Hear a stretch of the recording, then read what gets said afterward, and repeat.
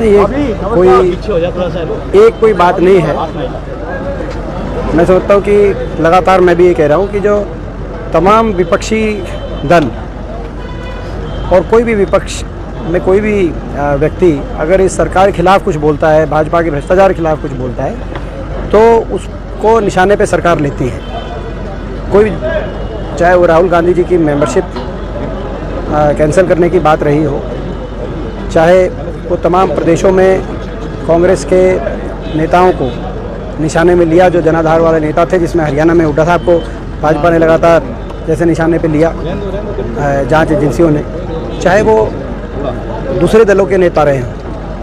किसी ने भी अगर बीजेपी के खिलाफ कुछ बात कोई कह रहा है तो आज देश में सरकारी तंत्र, सरकारी जांच एजेंसियां, यहाँ तक कि संवैधानिक संस्थाओं को भी प्रभावित भाजपा कर रही है, उनको निशाने पे लेकर उनके दबाव दबाने का प्रयास कर रही है।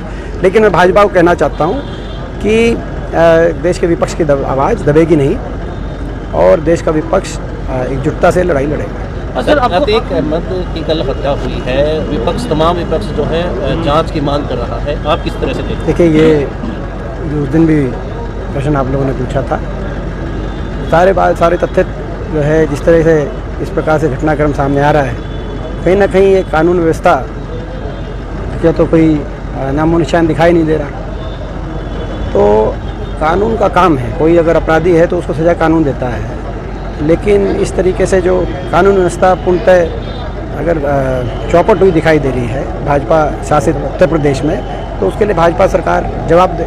हरियाणा में भी कानून व्यवस्था काफी, हरियाणा में तो देश में सबसे ज़्यादा अगर कानून व्यवस्था ठप कहीं है तो हरियाणा में है।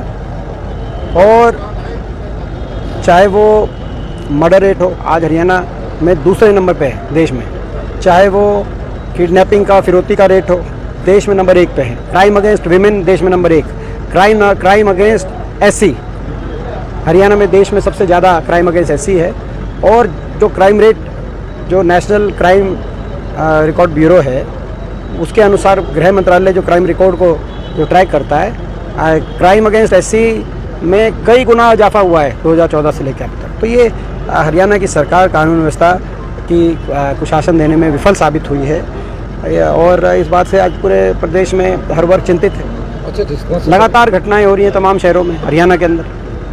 ये जंगल राज की तरफ हरियाणा जा रहा है।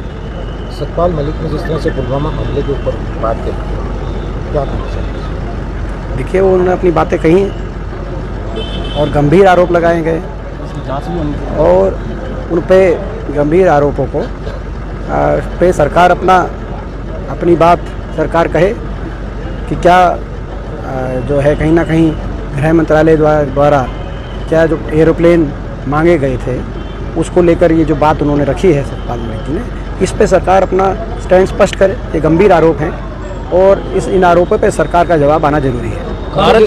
जिस तरह से कांग्रेस ने अंदेशा जताया था वही बात साबित हुई। लेकिन मैंने जैसे कहा कि गंभीर आरोप है और इस पे मैंने अपनी बात कह दी। ये गंभीर आरोप है, इस पे सरकार का अपना स्टैंड स्पष्ट करे, सरकार अपना स्टैंड स्पष्ट करे। इन गंभीर आरोपों को सरकार जवाब इन पे जरूर दे। क्या सतपाल मलिक ने देरी नहीं कर दी, उसी समय नहीं उठाना? लेकिन मैंने अब इस बात पे अपनी बात कह दी। वो पहली बार बोली थी ना, अब उस बात भारत जोड़ो यात्रा के बाद हाथ से हाथ जोड़ो कार्यक्रम था, सफल हुआ है मानते हैं? ज़बरदस्त, हमारा बहुत अच्छा कार्यक्रम चल रहा है। हाथ से हाथ जोड़ो ज़बरदस्त सफल रहा और कांग्रेस पार्टी ज़मीनी स्तर से कांग्रेस का हर कार्यकर्ता मेहनत कर रहा है आज हरियाणा प्रदेश में। और हरियाणा प्रदेश में लोग बदलाव चाहते हैं। हरियाणा प्रदेश के लोगों जन भावना ने करवट ले ली है और कांग्रेस पार्टी की तरफ और हुड्डा साहब की तरफ लोग देख रहे हैं। मुख्यमंत्री भी गांव में घूमते हैं और आप भी पूरे प्रदेश का दौरा करते हैं, क्या नक्शा लगता है? उसमें फ़र्क ये है, हम चार साल से हम घूम रहे हैं विपक्ष आपके समझ। मुख्यमंत्री जी का कार्यक्रम इसी साल शुरू हुआ है। आप दोनों को इक्वेट ना करें। आप तो कर सकते हैं, आपका अधिकार रहता है, लेकिन जो है यानी कि आखिरी साल तो जनता केवल वो चुनाव की दस्तखत है, चुनाव सामने खड़ा है, खिसकता हुआ जनाधार भाजपा को समझ में आ गया। तो आखिरी वर्ष की पहुँची ये जो मुख्यमंत्री जी ने संवाद कार्यक्रम गाँव के अंदर, ये 4 साल पहले क्यों नहीं शुरू किया जो सरकार बनी थी, या 9 साल पहले क्यों नहीं शुरू किया जो पहली बार सरकार बनी थी? 9 साल में क्यों नहीं किया?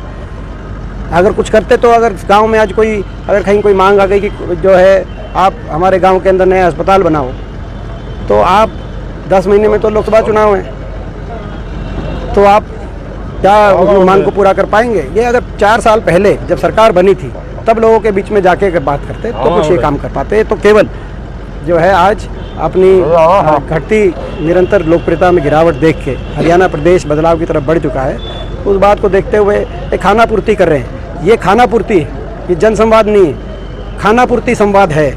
क्योंकि इसमें वो जनता से नहीं मिल रहे, केवल पास बना के 100 कार्यकर्ताओं से मिलते हैं, गाँव में जाते हैं 200 कार्यकर्ताओं से मिलते हैं। आज तक इस तरह का संवाद 20 साल से मैं भी राजनीति में हूँ, अच्छा बुरा सारा समय देखा है। लोगों का कई बार बहुत प्यार भी मिला है, लोगों का कई बार जो है आक्रोश का भी सामना करना पड़ता है, लेकिन ऐसा संवाद हमने नहीं देखा जब स्कूल के अंदर 100 आदमी घुसे और बाकी गांव को स्कूल के बाहर पुलिस रोक के रखे। किसान अभी भी परेशान है, पूरा हरियाणा परेशान है, क्योंकि गेहूं के जो पैरामीटर लगाए हैं तो लोग धक्का खा रहे हैं, खरीद हो नहीं रही। तो ट्रांसपोर्टेशन के ठेके नहीं दिए, बहुत सारी मंडियों में मंडी भरी पड़ी है, किसान परेशान है। और जो इनका दावा है सरकार का 72 घंटे में पेमेंट होगी, कोई आज भी सारे अखबारों में भरे पड़े हैं 72 घंटे क्या 72 कई दिन लगते हैं, किसान परेशान है। दरअसल बेमौसम बारिश से जो फसल खराब हुई थी, सरकार ने कहा था 15 तारीख तक हम गिरदावरी पूरी कर देंगे, परंतु पटवारी के पास टाइम नहीं, उनके साइक नहीं लगाया। देखिए 17 लाख एकड़ जो है उसकी रिपोर्ट आई है खराब देगी, और गिरदावरी कुल जो है 10% हुई है, 15% हुई है, बाकी अब गेहूं की कटाई होगी, उसके बाद गिरदावरी का क्या मतलब है? तो सरकार का जो है वो ढील पना है, टाइम पर गिरदावरी नहीं होगी तो उसको मुआवजा नहीं मिलना, इसका मतलब मुआवजा देने की नीयत नहीं है सरकार की। जो फसल खराब हुई है किसान उसको काट भी नहीं रहा है और गिरदावरी करने के लिए अधिकारी भी। अरे कितने दिन नहीं काटेगा, मजबूरी है। जब मैं बता रहा हूँ कुल 15% की भी गिरदावरी नहीं हुई है, जबकि अब तक गिरदावरी हो जानी चाहिए थी। अब कटाई करके किसान कब तक रखेगा? अब फिर वो आ रहा है, फिर बारिश होगी, उसका और नुकसान होगा। केजरीवाल को सीबीआई का नोटिस मिला है और आज उसको बुलाया गया है सीबीआई पूछताछ होगी। पहले भी भ्रष्टाचार में वो कांग्रेस के 23 नेताओं पर आरोप लगाते नजर आ रहे थे जब आप पार्टी की सरकार बनी थी, कांग्रेस के नेताओं पर। इसमें सेना किसी की समझ देखिए व्यक्तिगत बात नहीं, लेकिन अगर उसको बुलाया है तो क्या उनके हैं आज क्या कहेंगे, वो जवाब दिया। उनका बयान मैंने पढ़ा था, जो है वो जवाब देंगे। कानून का अपना काम करेगा, लेकिन जो भी बात हो उनकी तथ्य रखने चाहिए। 2024 को लेकर कांग्रेस कार्यकर्ताओं में काफी उत्साह है, लोग कांग्रेस से काफी जुड़ रहे, इस बारे में आप क्या कहेंगे? कांग्रेस की सरकार आएगी और लोग मन बना चुके हैं हरियाणा में कि केवल जो है बीजेपी का जो अल्टरनेटिव है कांग्रेस है, इस वजह से कांग्रेस की सरकार बनने जा रही है। सत्यपाल मलिक का बयान आया है, वो कहने की पुलवामा हमला हुआ था वो सुनियोजित था। क्या सत्यपाल मलिक है, उनका बयान आया है जो पुलवामा हमला था तो उसको उन्होंने बयान दिया है तो उसका जांच करनी चाहिए, क्या मामला जांच होनी चाहिए। हाँ उनकी मतलब गवर्नर रहे हैं, गवर्नर बयान देते हैं तो सच्चाई जानना चाहिए। एक आपका जो वीडियो था वो वायरल हो रहा है प्रधानमंत्री के साथ में, इस पर कांग्रेस के नेता ही सवाल उठा रहे हैं। अभी थोड़ी देर पहले किरण चौधरी ने कहा है कि लोग देख ले कौन किसके साथ है। नेता प्रधानमंत्री सोनिया गांधी जी भी मेरे साथ थी, खड़गे साथ मेरे साथ थे, पर सब पे सवाल उठा देंगे। कोई राजनीतिक दुश्मनी थोड़ा ही है, शिष्टाचार के साथ विचारधारा का अंतर है। किसी भी फंक्शन में शिष्टाचार नहीं वो तो फंक्शन में थे डॉक्टर अम्बेडकर के में। गलत मायने निकाले वीडियो के, गलत मायने निकाले। तुम लिखा दोगे भाई तुम अपना लिखा दो, ये बेमायने बात है। एक जो यूपी में जो अतीक अहमद मैं तो जो ये शिष्टा मायने निकाले उन सबसे करता हूँ। अबे चपराल जी का बयान था, उनसे भी मैं गले लगा के मिलता हूँ, तो अपनी बात का जवाब दे नहीं रहे हो। हरियाणा के नेता भी कह रहे हैं कि जो हरियाणा में बदमाश है वो तो या हरियाणा छोड़ दे या फिर वो अपने जो रिवॉल्वर है हथियार है वो थानों में जमा कर। वो तो 2005 में छुड़वा दी थी हमने बदमाश के जो माहौल था बदमाशी का 2005 में छोड़ के भाग गए थे। अपराध तो बढ़े हरियाणा में, अब शरणास्थली बनी हुई है, अब अपराध बढ़ रहा है तो उसकी शरणास्थली हरियाणा बनी हुई है। कानून व्यवस्था नाम की कोई चीज़ है नहीं हरियाणा में। रोहतक की बात की जाए तो हर दिन लोग हत्याएं चोरी इस तरह की घटनाएं। मैं तो कह रहा हूँ जो प्रदेश प्रति व्यक्ति आए, प्रति व्यक्ति देश में नंबर 1 था, आज बेरोजगारी में और अपराध में नंबर 1 हो रहा है। हाथ से हाथ जोड़ो कार्यक्रम, लोगों का कैसा रिस्पॉन्स? बहुत अच्छा रिस्पॉन्स है। तो प्रत्यक्ष प्रमाण भी होती है। यमुनानगर देखी आपने, सोनीपत रैली देखी, और किसी भी गांव में जाओ लोगों का रिस्पॉन्स देखो। 36 बरादरी सब धर्म में उनका बहुत तगड़ा रिस्पॉन्स है।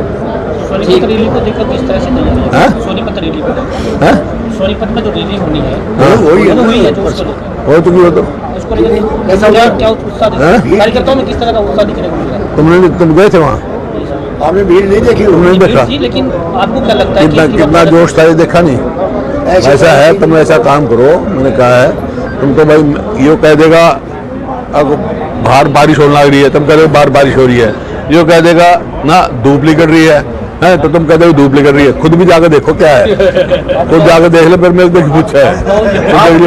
आज जो कार्यक्रम हो रहा है इसकी जरूरत क्यों है? क्या लोगों का ये तो बत्रा साहब बताएंगे, बत्रा साहब ने बुलाया, मैं आ गया।